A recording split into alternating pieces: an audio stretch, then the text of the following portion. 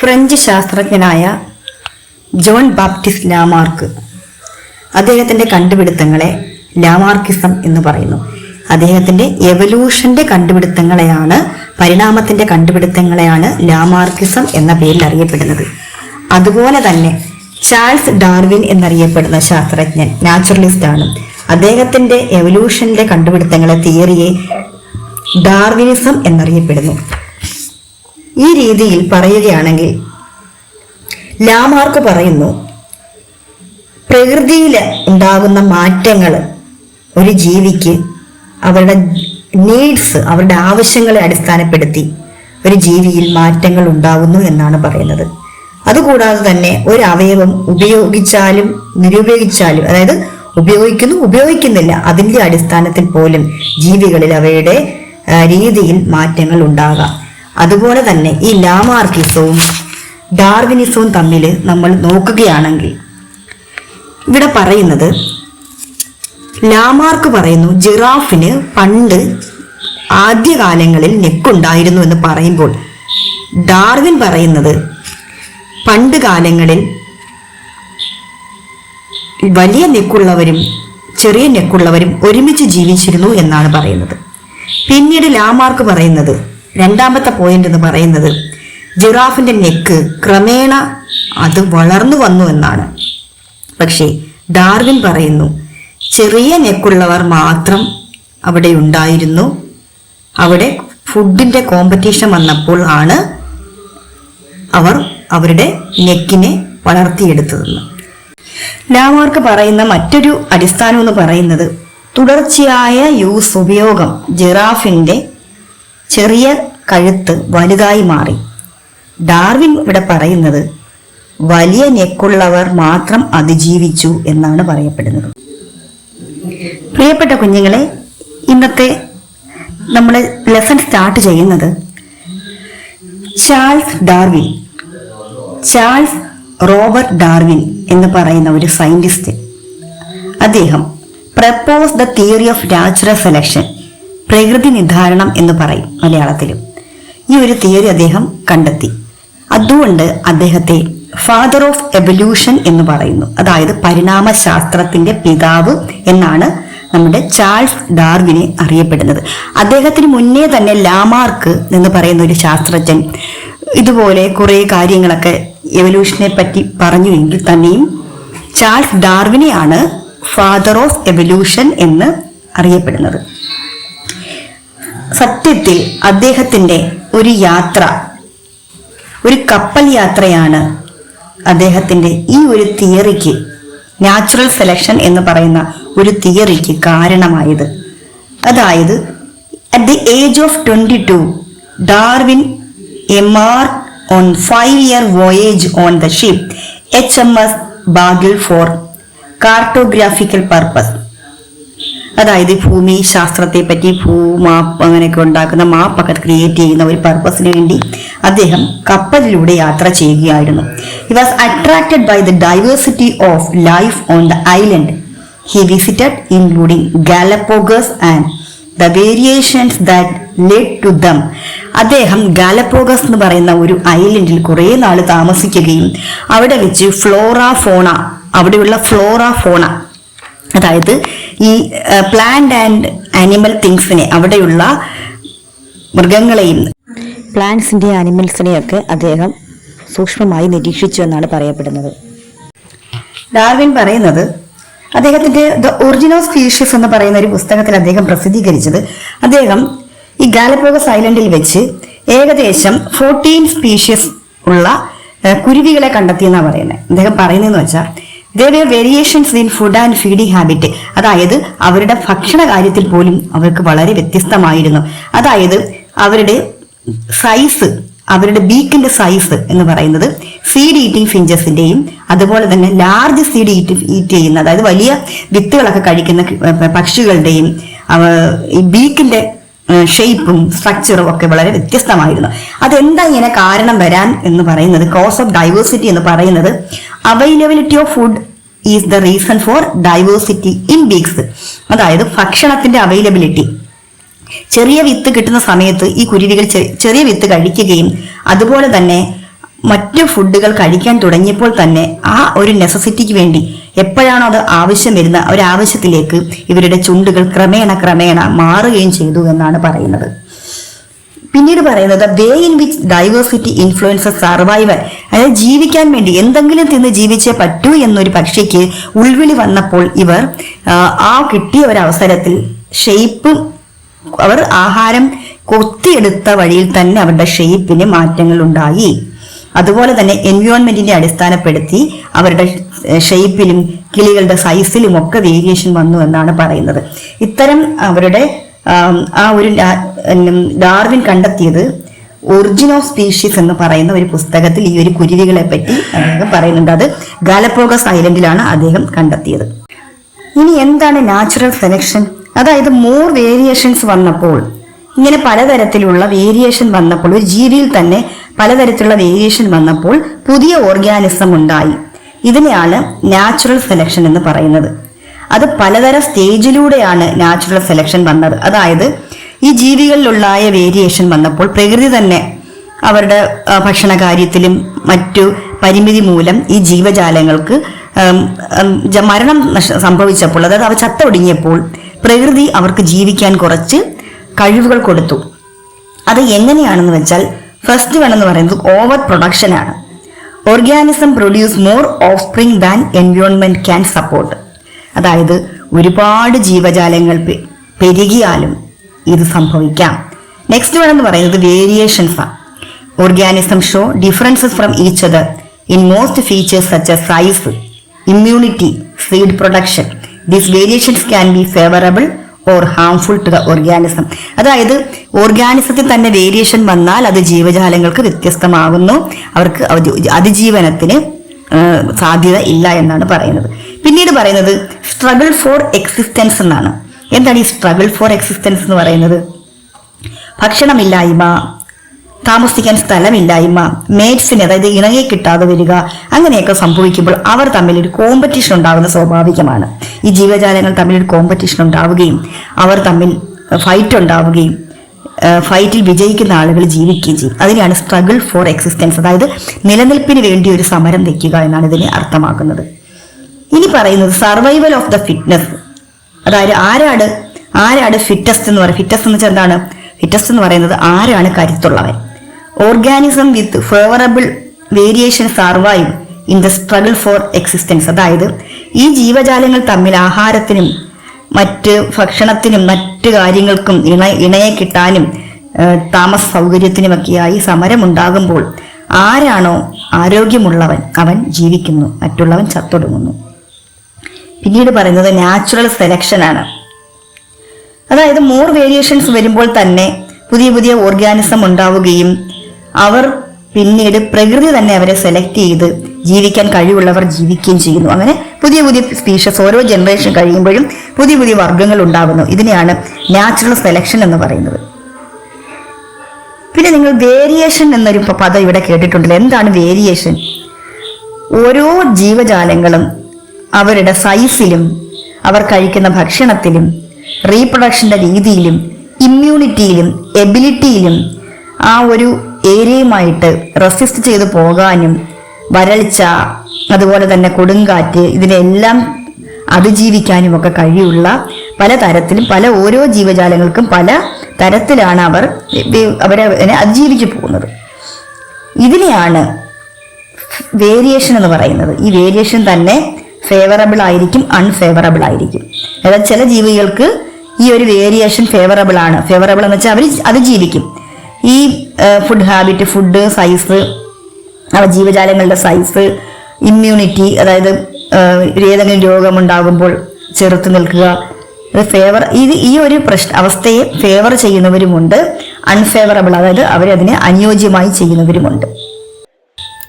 കുട്ടികളെ, നിങ്ങൾ എപ്പോഴെങ്കിലും ചിന്തിച്ചിട്ടുണ്ടോ why does A plant produce hundreds of seeds? എന്തുകൊണ്ടാണ് ഒരു ചെടി ഹൺഡ്രഡ്സ് ഓഫ് സീഡ്സിനെ പ്രൊഡ്യൂസ് ചെയ്യുന്നത്, നൂറുകണക്കിന് വിത്തുകളെ? എന്തുകൊണ്ട്? അതായത് not all seeds get the circumstance need to germinate. അതായത് എല്ലാ വിത്തുകളും, ഈ ചെടിയുടെ മൂട്ടിൽ വളരുന്ന എല്ലാ വിത്തുകളും ചെടിയായി മാറുന്നില്ല. ഉദാഹരണം പറഞ്ഞാൽ, ഒരു പ്ലാവിൽ നിന്ന് ഒരു ചക്ക വീഴുമ്പോൾ ഏകദേശം 500ഓളം വിത്തുകൾ അതിൻ്റെ മൂട്ടിൽ കിടക്കും. ഈ 500ഓളം വിത്തുകൾ എന്തുകൊണ്ട് മുളയ്ക്കുന്നില്ല എന്നതാണ്. അതായത് അവർക്ക് വളരാനുള്ള സൺലൈറ്റ്, വെള്ളം, വളം, അതുപോലുള്ള ഫേവറബിൾ ആയിട്ടുള്ള സിറ്റുവേഷൻ അവിടെ ഉണ്ടാകുന്നില്ല. അത് മാത്രമല്ല, കുറെ ചാലഞ്ചസ് ഉണ്ട്. പ്രകൃതിയിൽ നിന്ന് കിട്ടുന്ന കുറെ ചാലഞ്ചസിനെ അവർ നേരിടേണ്ടി വരുന്നു. വരൾച്ചയുണ്ടാകാം, പെസ്റ്റിന്റെ അറ്റാക്ക് ഉണ്ടാകാം, അതുപോലെ വളക്കൂറിൽ ഇല്ലായ്മ. ഇതെല്ലാം ഒരു ചെടിയിലെ എല്ലാ വിത്തുകളും മുളയ്ക്കാതിരിക്കാൻ കാരണമാണ്. ആരാണോ ഫേവറബിൾ വേരിയേഷൻസ്, അതായത് ഈ കിട്ടുന്ന വെള്ളത്തിലും കിട്ടുന്ന ചുറ്റുപാടിലും ഏത് വിത്താണോ മുളയ്ക്കുന്നത് അവർ സർവൈവ് ചെയ്യുന്നു. അങ്ങനെ അവർ ചെടിയായി മാറുന്നു. ചാൾസ് ഡാർവിന് തോമസ് മാൽത്തൂസിന്റെയും ആൽഫ്രഡ് റസൽ എന്ന് പറയുന്ന 2 ശാസ്ത്രജ്ഞന്മാരുടെയും തത്വങ്ങളോട് വളരെയധികം, അവരുടെ ചിന്താഗതികളോട് വളരെയധികം സ്വാധീനം തോന്നി. അപ്പോൾ അത് എന്താണെന്ന് വെച്ചാൽ, തോമസ് മാൽത്തൂസ് അദ്ദേഹം ഒരു ഇംഗ്ലീഷ് എക്കണോമിസ്റ്റ് ആണ്. അദ്ദേഹം ആർഗ്യൂ ചെയ്യുന്നത് human population grows rapidly. Human population റാപ്പിഡായിട്ട് വളർന്നുകൊണ്ടേയിരിക്കുന്നു. Food production will not increase in accordance with that. അതായത് ജനസംഖ്യ പെരുകുന്നതനുസരിച്ച് ഫുഡ് എന്തുകൊണ്ട് ഇൻക്രീസ് ചെയ്യുന്നില്ല. അതുപോലെ തന്നെ the same way as poverty increases, the reproductive rate of organism also rise to survive such condition. അതുപോലെ തന്നെ നമുക്ക് ദാരിദ്ര്യം ഉണ്ട്, എന്നാൽ പോലും ജനസംഖ്യ വർധനവുണ്ട്, എങ്കിൽ പോലും നമ്മൾ സർവൈവ് ചെയ്യുന്നു. ഈ 2 ഐഡിയാസും ഡാർവിനെ വളരെയധികം ഇൻഫ്ലുവൻസ് ചെയ്തു. ആൽഫ്രഡ് റസൽ എന്ന് പറയുന്നത് he's a person studied and observed variation of organism. ഓർഗാനിസത്തിലെ ജീവജാലങ്ങളിലെ വേരിയേഷനെ പറ്റി അദ്ദേഹം പഠിച്ചു. അങ്ങനെ ദ പേപ്പർ ഓഫ് ഡാർവിനും വലൈൻസ് എന്ന് പറയുന്ന ശാസ്ത്രജ്ഞനും കൂടി ഒരു പേപ്പർ പ്രസന്റ് ചെയ്തു. അതൊക്കെയാണ് ഈ പരിണാമശാസ്ത്രത്തില് ഡാർവിനെ അംഗീകരിക്കാൻ കാരണം. ഇനി നമ്മൾ നോക്കുന്നത് neck of giraffe and evolution ആണ്. ഈ ഒരു എവല്യൂഷന്റെ കാര്യത്തിൽ ലാമാർക്കും ഡാർവിനും പറഞ്ഞ 2 സിദ്ധാന്തങ്ങളെയാണ് നമ്മളിവിടെ പ്രതിപാദിക്കുന്നത്. The explanation given by Lamarckism and Darwinism. Lamarck പറഞ്ഞതിനെ ലാമാർക്കിസം എന്നും ഡാർവിൻ പറഞ്ഞതിനെ ഡാർവിനിസം എന്ന് പറയുന്നു. ഇത് തമ്മിൽ വളരെയധികം ബന്ധമുണ്ട്. എന്താണ് നമുക്ക് നോക്കാം. Lamarck said that the giraffe of earlier period possess short neck. Lamarck പറയുന്നത് പണ്ട് ജിറാഫിന് കുഞ്ഞു നെക്ക് ആണെന്നാണ്. ഡാർവിൻ പറയുന്നത് giraffe with both short and long neck live during the same period. അതേ പീരീഡിൽ തന്നെ വലിയ നെക്കുള്ളവന്മാരും ചെറിയ നെക്കുള്ളവന്മാരും ജീവിച്ചിട്ടുണ്ട് എന്നാണ് പറയുന്നത്. അടുത്തതിൽ ലാമാർക്ക് പറയുന്നത്, സെക്കൻഡ് പോയിന്റ് പറയുന്നത്, giraffe neck elongate as it stretch its neck to reach for leaves from higher branches due to food scarcity. ഭക്ഷണമില്ലാതെ വന്നപ്പോൾ ജിറാഫ് തൻ്റെ നെക്കിനെ നീട്ടി ഇലകളെ പറിച്ചു കഴിച്ചു എന്നാണ് പറയുന്നത്. ഡാർവിൻ പറയുന്നത് only the giraffe with longer neck survive in the competition of food. അന്നത്തെ സമയത്ത് നീളമുള്ള ജിറാഫുകൾ ജീവിക്കുകയും നീളം കുറഞ്ഞവ മരിച്ചു പോവുകയും ചെയ്തു എന്ന് പറയുന്നു. തേർഡ് പോയിന്റിൽ ലാമാർക്ക് പറയുന്നത് by continuous use giraffe with longer neck emerged. Use ചെയ്ത് ജിറാഫിൻ്റെ നെക്ക് വളർന്നു എന്നാണ് പറയുന്നത്.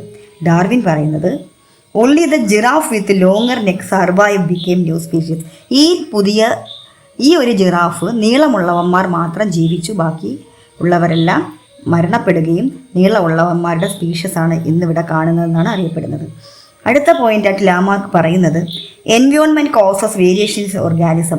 പ്രകൃതിയാണ് ഈ ജീവജാലങ്ങളുടെ വേരിയേഷന്, വ്യത്യസ്തതയ്ക്ക് കാരണം. ഡാർവിൻ പറയുന്നു environment select the variable variation in organism. പ്രകൃതി തന്നെ ഈ ജീവജാലങ്ങളെ സെലക്ട് ചെയ്യുന്നു എന്നാണ് പറയുന്നത്. Neo Darwinism. എന്താണ് neo Darwinism? Darwin's theory of evolution has been subjected to criticism because Charles Darwin had no idea about the genetic base of variation and inheritance. Variation, inheritance എന്ന 2 രീതിയെപ്പറ്റി, എന്താണ് പാരമ്പര്യ സ്വഭാവങ്ങൾ, എന്താണ് അതിൻ്റെ വേരിയേഷൻ എന്ന ഐഡിയ ഡാർവിൻ ഇല്ലാത്തത് കൊണ്ട് അദ്ദേഹത്തിൻ്റെ ഐഡിയയെ, അദ്ദേഹത്തിൻ്റെ തിയറിയെ, എവല്യൂഷണറി തിയറിയെ തള്ളി. അതായത് എങ്കിൽ തന്നെയും the discoveries of Gregor Mendel concept about ക്രോമസോമിനെ പറ്റിയും ജീനിനെ പറ്റിയും അദ്ദേഹം പഠിച്ച കാര്യങ്ങളും, അതുപോലെ തന്നെ ജനറ്റിക് ചേഞ്ചസ്, ജനറ്റിക് റീകോമ്പിനേഷൻ, അതുപോലെ തന്നെ സെക്ഷൽ റീപ്രൊഡക്ഷനിൽ ഉണ്ടാകുന്ന ജനറ്റിക് കോമ്പിനേഷൻ, ജീൻ, ഇതെല്ലാം തന്നെ പിന്നീട് ഡാർവിനിസത്തെ എന്തായിട്ട് മാറ്റി അവര് അതുമായി ബന്ധപ്പെടുത്തി പഠിക്കാൻ തുടങ്ങി. അങ്ങനെ പിന്നീടുള്ള സ്റ്റഡിയിൽ എല്ലാം തന്നെ ആ സ്റ്റഡീസ് എന്ന് പറയുന്നത് population genetics, palaeontology, environmental science, ഇവയിലെല്ലാം തന്നെ ഡാർവിനെ കൂട്ടിച്ചേർത്തു. ഡാർവിന്റെ സിദ്ധാന്തങ്ങളെ ആഡ് ചെയ്തതിനെയാണ് നിയോ ഡാർവിനിസം എന്ന് പറയുന്നത്. അതുപോലെ തന്നെ ബയോളജിയിൽ എവല്യൂഷന് ഒരു പോസിറ്റീവ് ഇൻഫ്ലുവൻസ് ഉണ്ട്. അതുപോലെ തന്നെ മെഡിക്കൽ സയൻസിലുമുണ്ട്. എന്താണ് കാരണം? The evolutionary biology has a positive influence on medical science. Analyze the statement. Evolutionary clinical medicine make use of the ideas of evolution in health care. നമ്മുടെ ആരോഗ്യ സംരക്ഷണത്തിലെ എവല്യൂഷണറി ക്ലിനിക്കൽ മെഡിസിന് വല്ലാത്ത ഒരു positive impact ആണ് ഉള്ളത്. It studies how bacteria or viruses evolve over time to become resistant to drug. അതായത് ഒരു ബാക്ടീരിയയോ ഒരു വൈറസോ കുറെ നാൾ കഴിയുമ്പോൾ ഇത് ഡ്രഗ്സിനെ പ്രതിരോധിക്കുന്നു എന്ന പഠനത്തെ പറ്റി നമ്മൾ പഠിച്ചു. This may lead to the creation of new methods for treatment of the improvement of the existing on. ഒരു വൈറസോ ഒരു ബാക്ടീരിയയോ ഒരു രോഗിയുടെ ശരീരത്തിൽ ജീവിക്കുമ്പോൾ അതിനെ പ്രതിരോധിക്കാൻ അത് എന്ത് കൊടുത്ത് പ്രതിരോധിക്കാം, എന്ത് ആന്റിബയോട്ടിക് കൊടുത്താൽ ഇവ ചത്തുപോകും, രോഗിയെ രക്ഷപ്പെടുത്താം, ഇങ്ങനെയുള്ള കുറെ കണ്ടുപിടുത്തങ്ങളാണ് ഈ ഒരു എവല്യൂഷണറി ബയോളജിയിൽ നിന്ന് നമ്മൾ പഠിക്കുന്നത്. Personalised medicine is defined by looking at an individual's gene and family genetic history. ഒരു രോഗിയുടെ ഫാമിലിയും അദ്ദേഹത്തിന്റെ ജെനറ്റിക് ഹിസ്റ്ററിയും ജീനും ഒക്കെ എടുത്ത് രോഗത്തെയും രോഗകാരണത്തെയും പറ്റിയൊക്കെ പഠിക്കാം.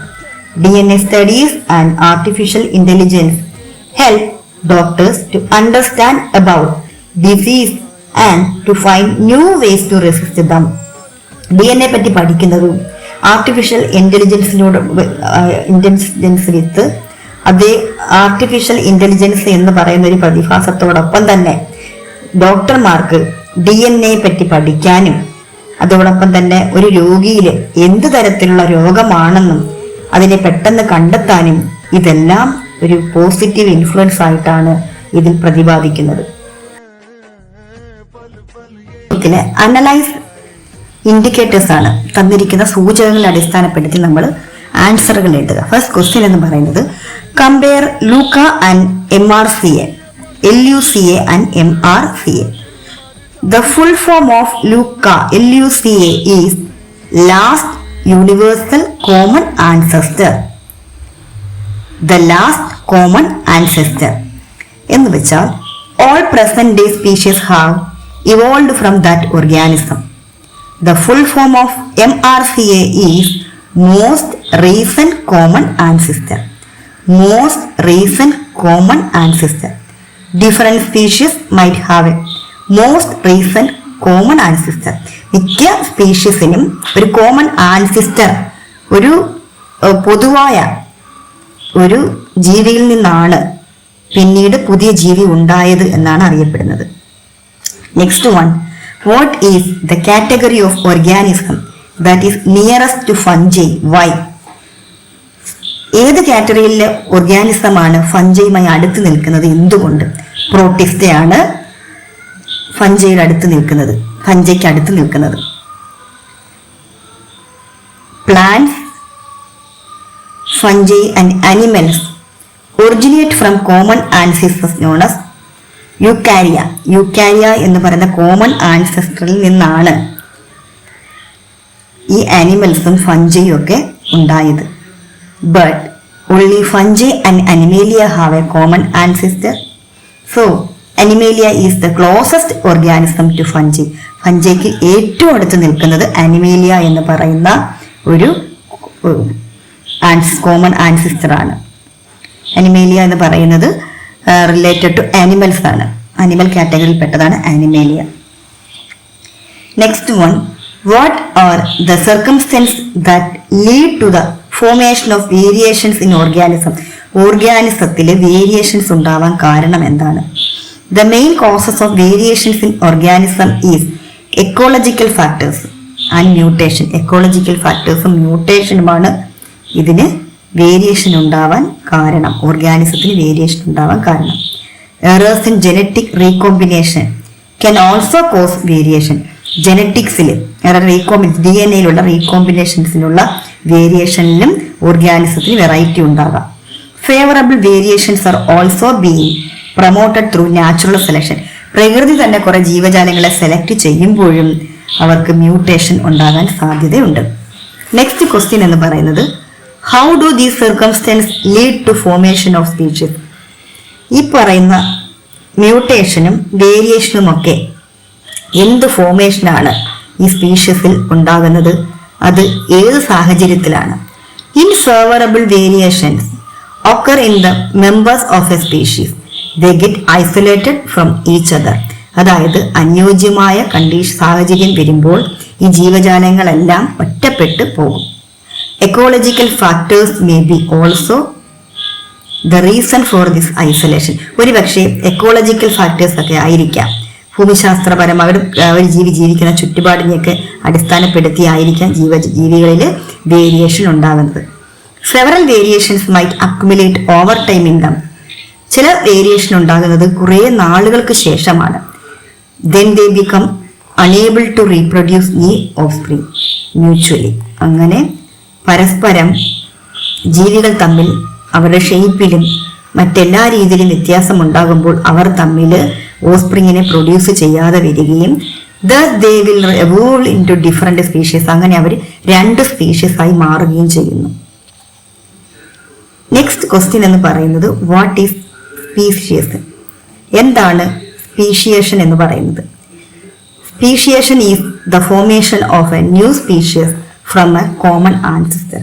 അതായത് ഒരു കോമൺ ആയിട്ടുള്ള ഒരു പിതാവോ മാതാവോ ഒരു തലമുറയിൽപ്പെട്ട ഒരാളോ ഈ ജീവികൾക്കെല്ലാം ഉണ്ടാകും. അവരുടെ ഫോർമേഷനാണ് ഒരു പുതിയ ഒരു ജീവി അവരിൽ നിന്നും ഉണ്ടാകുന്നതിനെയാണ് സ്പീഷിയേഷൻ എന്ന് പറയുന്നത്. കുട്ടികളെ ഇന്ന് എക്സ്പ്ലെയിൻ ചെയ്ത ഡാർവിനിസം, ലാമാർക്കിസം നന്നായിട്ട് മനസ്സിലായെന്ന് വിശ്വസിക്കുന്നു. എൻ്റെ വീഡിയോ കാണുന്നവർ അഭിപ്രായങ്ങളും സജഷൻസും എന്നോട് അറിയിക്കണം, കമൻറ്റുകൾ രേഖപ്പെടുത്തണം. ചാനൽ സബ്സ്ക്രൈബ് ചെയ്തതിനും ചാനൽ കാണുന്നതിനും 1000 നന്ദി. See you in next video. Thank you so much.